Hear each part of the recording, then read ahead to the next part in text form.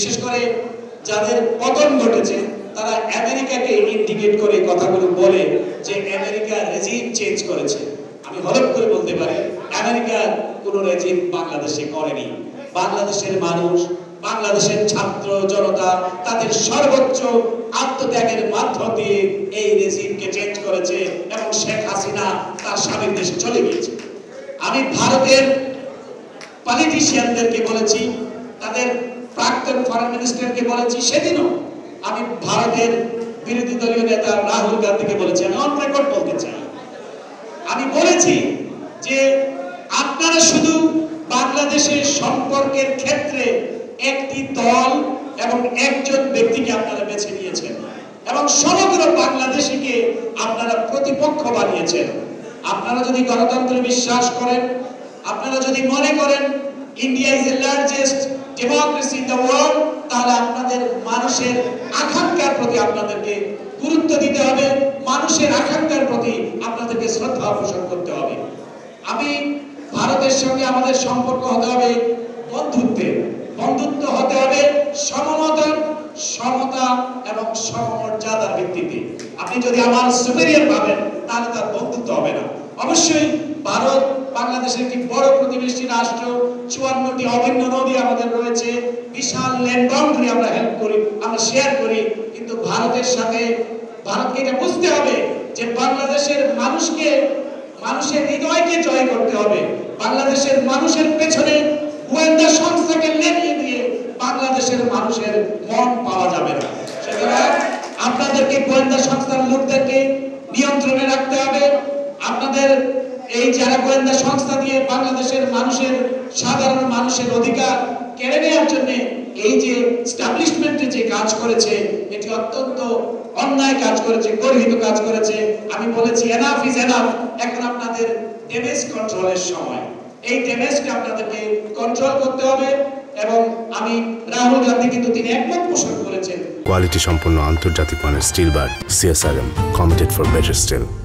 বলেছেন আমরাও একটা ব্যক্তি বিশেষের সঙ্গে, তিনি যেটি বলেছেন, যদিও তিনি সরকারে নাই, সরকারে যারা আছে তারা তো আপনারা জানেন তারা কারা, তাদের কিন্তু তিনি বলেছেন যে আমি এককভাবে কোনো ব্যক্তির সাথে, কোনো দলের সাথে সম্পর্ক আমরা করতে রাজি নই। আমরা বাংলাদেশের মানুষের যে অ্যাসপিরেশন, এবং প্রফেসর ইউনূসেরও খুশি প্রশংসা তারা করেছেন, কিন্তু আমরা চাই মানুষের আকাঙ্ক্ষার প্রতি আমরা রেসপেক্ট করতে চাই। যদিও আমরা দেখেছি 2014 সালকে সুজাতা সিংকে তারা বাংলাদেশে পাঠাতে ভুল করেনি, সুতরাং এই ভুলগুলি আর করা যাবে না এবং বাংলাদেশের মানুষকে দমিয়ে রাখার অথবা পারচেজ করার চেষ্টা নয়াদিল্লি যাতে আর না করে। আমাদের পরিষ্কার আমরা স্বাধীন জাতি, আমাদের স্বকীয়তা, আমাদের ব্যক্তিত্ববোধ, আমাদের স্বতন্ত্রবোধ সবকিছুর সম্মিলন ঘটিয়ে আমরা বাংলাদেশকে সামনের দিকে এগিয়ে নিয়ে যাব। এবং আমি বিশ্বাস করি প্রফেসর মোহাম্মদ ইউনূস, আমি যতটুকু তাকে চিনি, তিনি একজন নির্লোভ ব্যক্তি।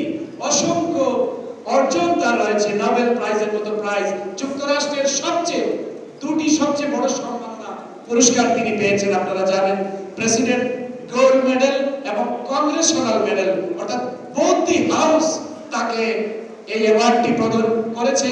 এবং আমি বিশ্বাস করি যুক্তরাষ্ট্রের কংগ্রেস, অর্থাৎ সিনেট এবং কংগ্রেস বোথ হাউস তাকে বক্তৃতা দেওয়ার জন্য কংগ্রেসে আমন্ত্রণ জানাবে, আমি এটা বিশ্বাস করি। আমি বলছি না, কারণ যেই কংগ্রেসে যদি নেতানিয়াহু তোমরা বক্তৃতা দিতে আমন্ত্রণ করতে পারো, তোমরা যদি নরেন্দ্র মোদীকে আমন্ত্রণ জানাও, why not professor Yunus? I told them, আমি সেটা তাদেরকে বলেছি। সুতরাং আমরা একটি ভালো জায়গা পেয়েছি, যে জায়গাটিকে আমরা প্রমোট করতে পারবো। আর বাকি যারা আছেন, আমি সকলকে অনুরোধ করব, উপদেষ্টা পরিষদে যারা আছেন তারা অত্যন্ত শ্রদ্ধেয় ব্যক্তিত্ব, তারা তাদের প্রফেশনে অত্যন্ত ভালো দক্ষতার পরিচয় রেখেছেন, কিন্তু আপনাদেরকেও মানুষের পালস কিন্তু রিড করতে জানতে হবে। মানুষের অনুভূতি দিয়ে আঘাত দেওয়া যাবে না। এই 15 বছরের দুঃশাসনের বিরুদ্ধে যারা লড়েছে, যারা গুম হয়েছে, খুন হয়েছে, তাদেরকেও আপনাদের অ্যাকাউন্টে নিতে হবে। অবশ্যই ছাত্র জনতা যাদের রক্তে আমরা সফলতা অর্জন করেছি, সেই সঙ্গে সঙ্গে যে গুম হয়েছে, যে পরিবারটি খুন হয়েছে, বেগম খালেদা জিয়ার মতো প্রধানমন্ত্রী, যিনি সারা বাংলাদেশে নির্বাচন করে জয়ী হয়েছে। অনেক মিডিয়া আমাকে বলে, যখন আমি প্রশ্ন করতাম বলতো খালেদা জিয়ার সহকারী প্রেস সচিবের প্রশ্নের জবাবে একদিন ক্রিমিনাল কিরবি এটা বলেন। প্রথমত হলো খালেদা জিয়ার সহকারী প্রেস সচিব হিসেবে আপনি কি সেখানে যেতে পারবেন?